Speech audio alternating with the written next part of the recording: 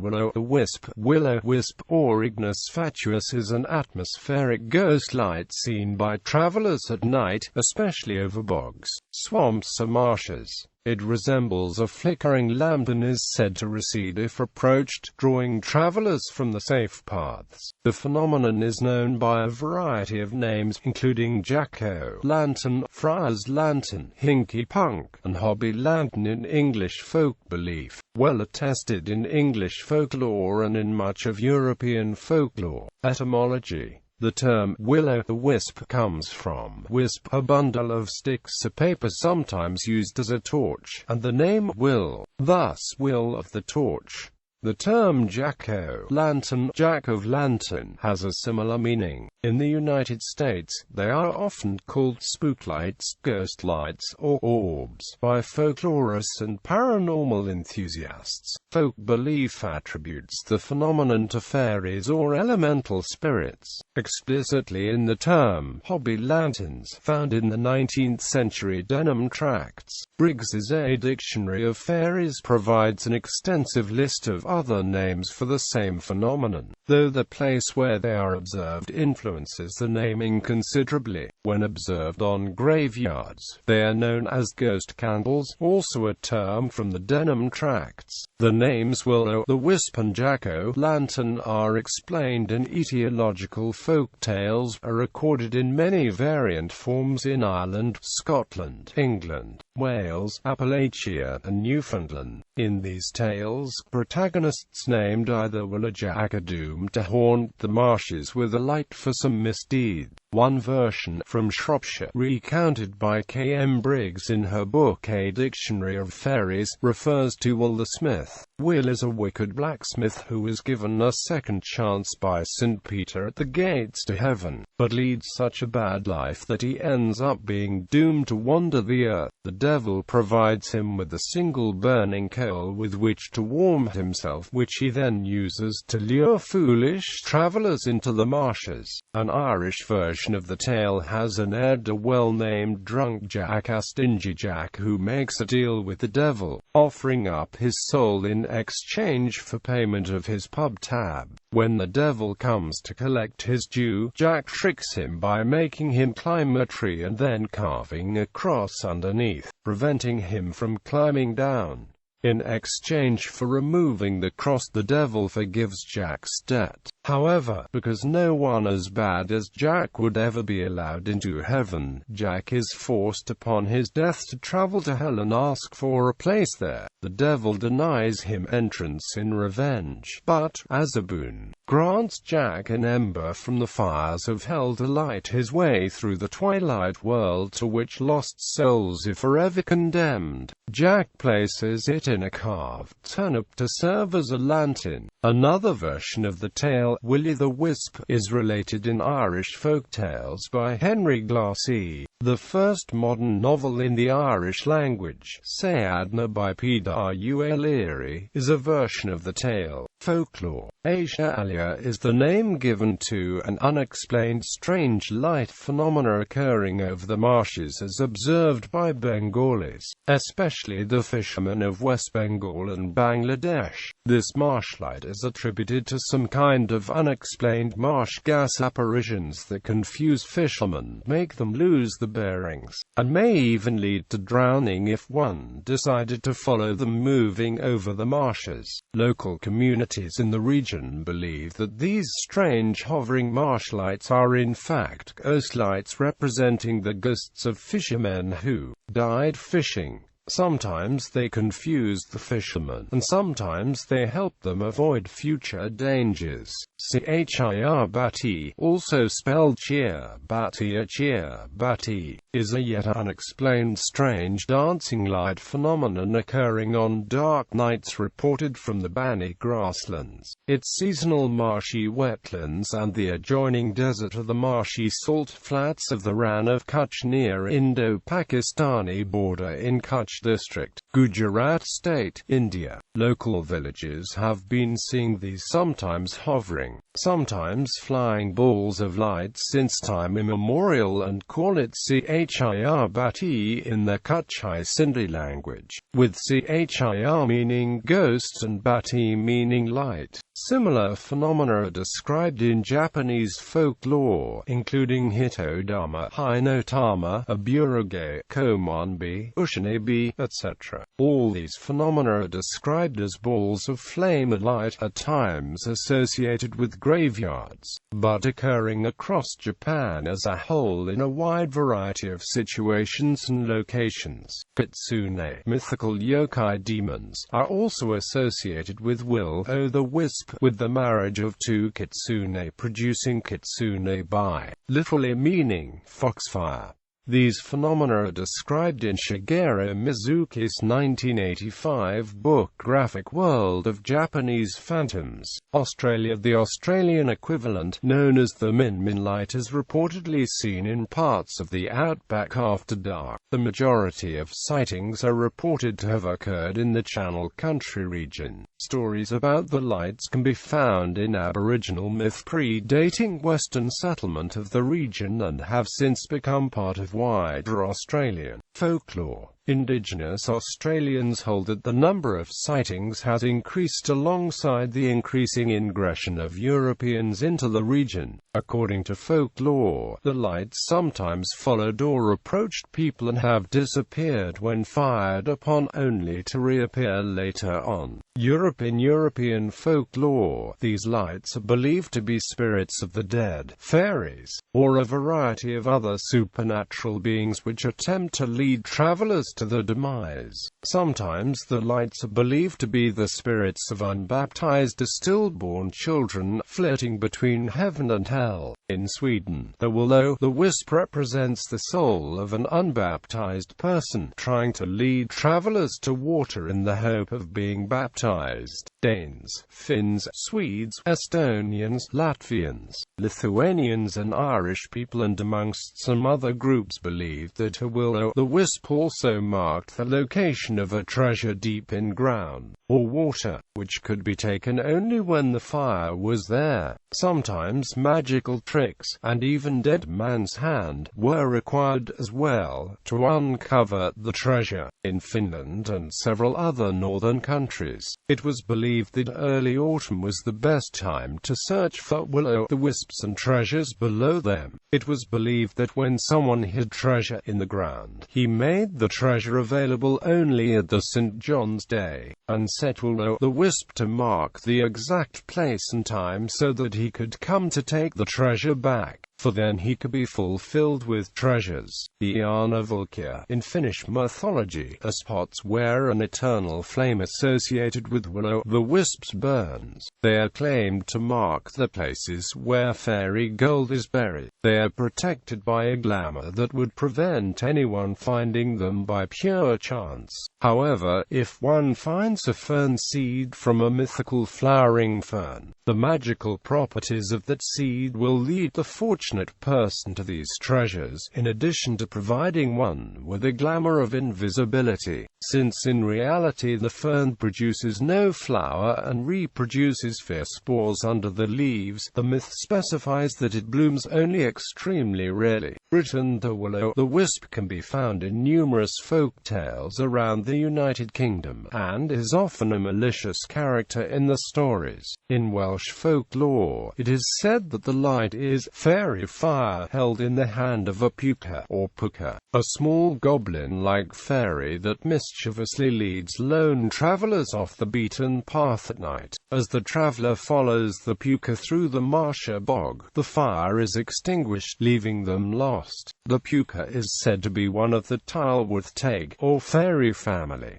In Wales, the light predicts a funeral that will take place soon in the locality. Worth Sykes, in his book British Goblins, mentions the following Welsh tale about puka. A peasant travelling home at dusk sees a bright light travelling along ahead of him. Looking closer, he sees that the light is a lantern held by a dusky little figure, which he follows for several miles. All of a sudden he finds himself standing on the edge of a vast vast chasm with a roaring torrent of water rushing below him. At that precise moment, the lantern carrier leaps across the gap, lifts the light high over its head, lets out a malicious laugh and blows out the light, leaving the poor peasant a long way from home, standing in pitch darkness at the edge of a precipice. This is a fairly common cautionary tale concerning the phenomenon. However, the ignis fatuus was not always considered dangerous. There are some tales told about the will-o'-the-wisp being guardians of treasure, much like the Irish leprechaun leading those brave enough to follow them to sure riches. Other stories tell of travelers getting lost in the woodland and coming upon a will-o'-the-wisp, and depending on how they treated the will-o'-the-wisp, the spirit would either get them lost further in the woods or guide them out. Also related, the pixie light from Devon and Cornwall is most often associated with the pixie, who often has pixie-led travelers away from the safe and reliable route and into the bogs with glowing lights.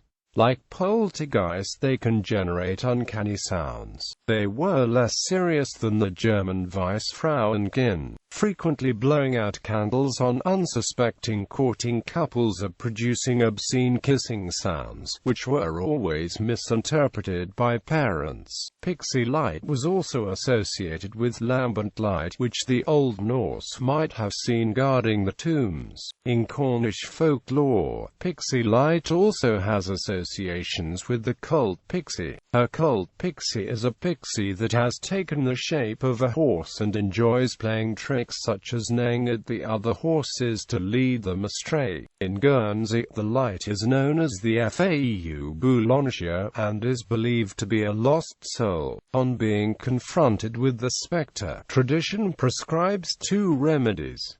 The first is to turn one's kappa coat inside out. This has the effect of stopping the fatuus boulanger in its tracks. The other solution is to stick a knife into the ground, blade up. The fatuus, in an attempt to kill itself, will attack the blade. The will-o'-the-wisp was also known as the spunky in the Scottish Highlands, where it would take the form of a link buoy, or else simply a light that always seemed to recede, in order to lead unwary travelers to the doom. The spunky has also been blamed for shipwrecks at night after being spotted on land and mistaken for a harbour light. Other tales of Scottish folklore regard these mysterious lights as omens of death or the ghosts of once living human beings. They often appeared over lochs or on roads along which funeral processions were known to travel. A strange light sometimes seen in the Hebrides is referred to as the Tainsith, or fairy light, though there was no formal connection between it and the fairy race. North America, Mexico has two equivalents as well. In one they are called bridges. Folklore explains will-o'-the-wisp to be witches who transformed into these lights. The reason for this, however, varies according to the region. Another explanation refers to the lights as indicators to places where gold or hidden treasures are buried, which can be found only with the help of children. In this one they are called luces del dinero or luces del tesoro. The swampy area of Massachusetts known as the Bridgewater Triangle has folklore of ghostly orbs of light, and there have been modern observations of these ghost lights in this area as well. South America. Will-o'-the-wisp is a part of the folklore in Brazil, Argentina, Venezuela and Uruguay. Boitata is the Brazilian equivalent of the will-o'-the-wisp. Regionally it is called boitata, baitata, batata, bitata, batateo, biatata, imboiguacus, maboitata and mbaitata. The name comes from the old Tupi language and means fiery serpent. Its great fiery eyes leave it almost blind by day, but by night it can see everything. According to legend, Boitata was a big serpent which survived a great deluge. Boiwacus left its cave after the deluge and, in the dark, went through the fields preying on the animals and corpses, eating exclusively its favorite morsel, the eyes. The collected light from the eaten eyes gave Boetata its fiery gaze. Not really a dragon but a giant snake. In Argentina and Uruguay the will-o'-the-wisp phenomenon is known as las malas and is one of the most important myths in both countries' folklore. This phenomenon is quite feared and is mostly seen in rural areas. It consists of an extremely shiny ball of light floating a few inches from the ground. Attempted scientific explanations. The earliest attempt to scientifically explain the causes of ignis fatuus was by the Italian physicist Alessandro Volta in 1776 when he discovered methane. He proposes that natural electrical phenomena interacting with marsh gas may be the cause of ignis fatuus. This was supported by the British polymath Joseph Priestley in his series of works Experiments and Observations on Different Kinds of Air, and by the French physicist Pierre Berthelon de Saint-Lazare in de l'électricité des météores. Early critics of the marsh gas hypothesis often dismissed it on various grounds, including the unlikeliness of spontaneous combustion, the absence of warmth in some observed ignis fatuus, the odd behavior of ignis fatuus receding upon being approached, as well as the differing accounts of ball lightning. An example of such criticism is the following by the American anthropologist John G. Owens in Folklore from Buffalo Valley. This is a name that is sometimes applied to a phenomenon perhaps more frequently called jack-o'-the-lantern or will-o'-the-wisp. It seems to be a ball of fire, varying in size from that of a candle flame to that of a man's head. It is generally observed in damp, marshy places, moving to and fro, but it has been known to stand perfectly still and send off scintillations. As you approach it, it will move on, keeping just beyond your reach. If you retire, it will follow you. That these fireballs do occur, and that they will repeat your motion, seems to be established, but no satisfactory explanation has yet been offered that I have heard. Those who are less superstitious say that it is the ignition of the gases rising from the marsh. But how a light produced from burning gas could have the form described and move as described, advancing as you advance, receding as you recede, and at other times remaining stationary, without having any visible connection with the earth, is not clear to me. However, the apparent retreat of ignis fatuus upon being approached might be explained simply by the agitation of the air by nearby moving objects, causing the gases to disperse. This was observed in the very detailed accounts of several close interactions with ignis fatuus published earlier in 1832 by Major Louis Blesson. After a series of experiments in various localities where they were known to occur. Of note is his first encounter with ignis fatuus in a marshland between a deep valley in the forest of Gorbitz, Neumark, Germany. Blesson observed that the water was covered by an iridescent film, and during daytime, bubbles could be observed rising abundantly from certain areas. At night, Blesson observed bluish-purple flames in the same areas and concluded that it was connected to the rising gas. He spent several days investigating the phenomenon, finding to his dismay that the flames retreated every time he tried to approach them. He eventually succeeded and was able to confirm that the lights were indeed caused by ignited gas. The British scientist Charles Tomlinson in On Certain Low-Lying Meteors describes Blesson's experiments as thus: on visiting the spot at night, the sensitive flames retired as the major advanced, but on standing quite still, they returned, and he tried to light a piece of paper at them, but the current of air produced by his breath kept them at too great a distance. On turning away his head, and screaming his breath, he succeeded in setting fire to the paper. He was also able to extinguish the flame by driving it before him to a part of the ground where no gas was produced, then applying a flame to the place whence the gas issued. A kind of explosion was heard over 8 or 9 square feet of the marsh. A red light was seen, which faded to a blue flame about 3 feet high. and this continued to burn with an unsteady motion. As the morning dawned, the flames became pale, and they seemed to approach nearer and nearer to the earth, until at last they faded from sight. Blesson also observed differences in the color and heat of the flames in different marshes. The ignis fatuus in Malapane, Upper Silesia, could be ignited and extinguished, but were unable to burn pieces of paper or wood shavings. Similarly, the ignis fatuus in another forest in Poland coated pieces of paper and wood shavings with an oily viscous fluid instead of burning them. Blesson also accidentally created ignis fatuus in the marshes of Porta Westfalica, Germany, while launching fireworks. Modern explanations. In modern science, it is generally accepted that most ignis fatuus are caused by the oxidation of phosphine, diphosphane, and methane. These compounds, produced by organic decay, can cause photon emissions. Since phosphine and diphosphane mixtures spontaneously ignite on contact with the oxygen in air, only small quantities of it would be needed to ignite the much more abundant methane to create ephemeral fires. Furthermore, phosphine produces phosphorus pentoxide as a byproduct, which forms phosphoric acid upon contact with water vapor. This might explain the viscous moisture described by Blesson. One attempt to replicate ignis fatuus under laboratory conditions was in 1980 by British geologist Alan A. Mills of Leicester University, though he did succeed in creating a cool glowing cloud by mixing crude phosphine and natural gas. The color of the light was green and it produced copious amounts of acrid smoke. This was contrary to most eyewitness accounts of ignis fatuus.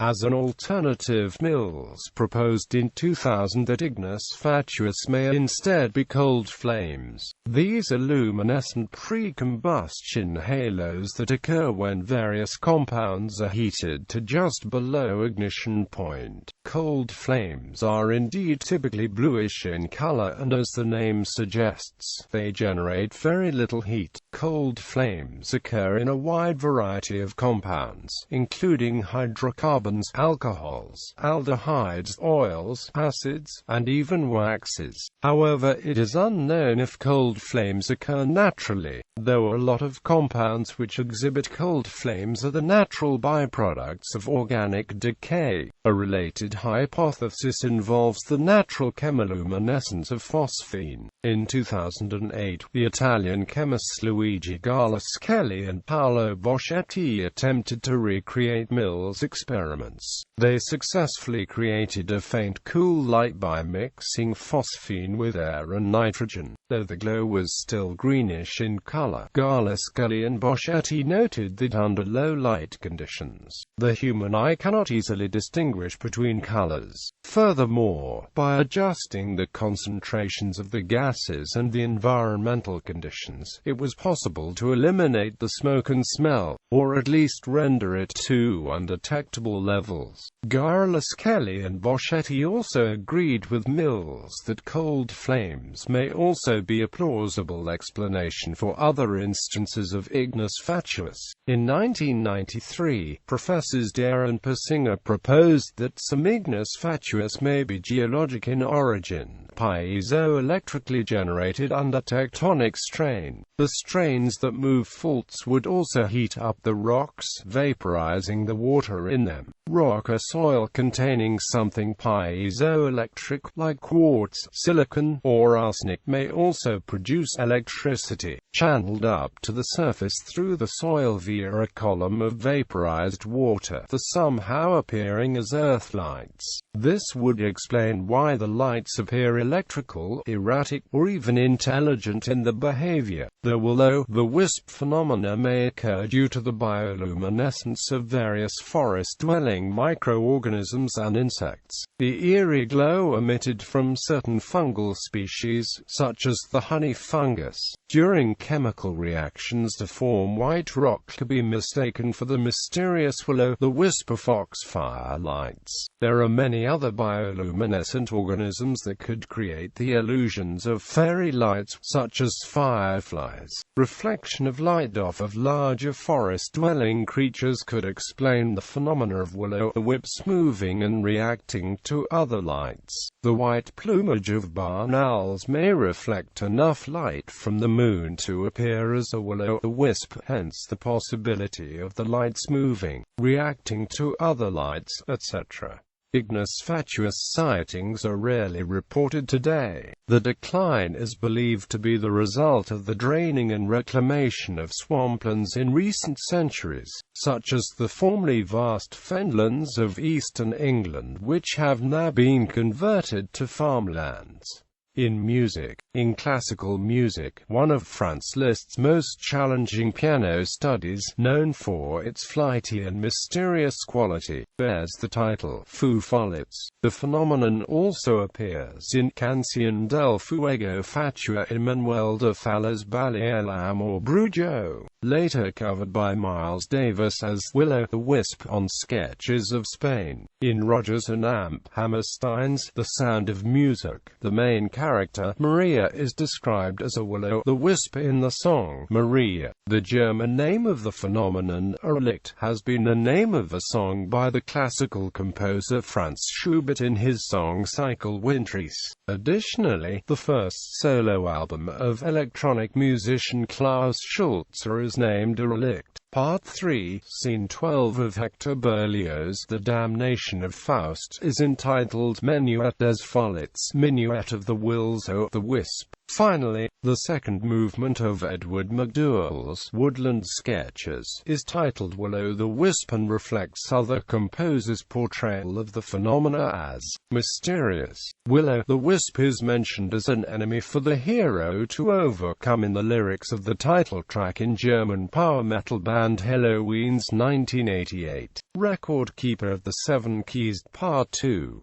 Visual media. Will-o'-the-wisp phenomena have appeared in numerous computer games and tabletop games, frequently with reference to folklore of the phenomena misleading or harming travelers. The Final Fantasy series also pays tribute to the tradition of a will-o'-the-wisp being a lantern-carrying individual with the Tonberry creature. The will-o'-the-wisp is also a monster in Chrono Cross that either moves away from the character as they approach or follows them when they walk away. It is seen in areas relating to the dead. In the Pokémon game series, a move, Will-o'-Wisp, can inflict a burn on the opponent and is often learned by ghost types. The character of Wisp from the Animal Crossing series is also named after the Will-o'-the-Wisp, and references the phenomenon by being a ghost. In the Mana series, Wisp is one of the 8 Mana spirits, representing the element of light. In Secret of Evermore, a spin-off of the Mana series, Will-o'-the-Wisps are small flame enemies located in a swamp area that move erratically toward the player. In Sonic Colors, there is an alien race known as wisps that can enter the bodies of other beings in a ghost-like fashion, which may be a reference to the phenomenon. In television, Will-o'-the-Wisp appeared as a short cartoon series on BBC TV in the 1980s, voiced by Kenneth Williams. Will-o'-the-Wisps play a prominent role in the Disney Pixar film Brave. In a break from the usual characterization, these will-o'-the-wisps appear benevolent or at least neutral in nature. They are hinted to be spirits of the dead, who aid the living by leading them towards their destinies.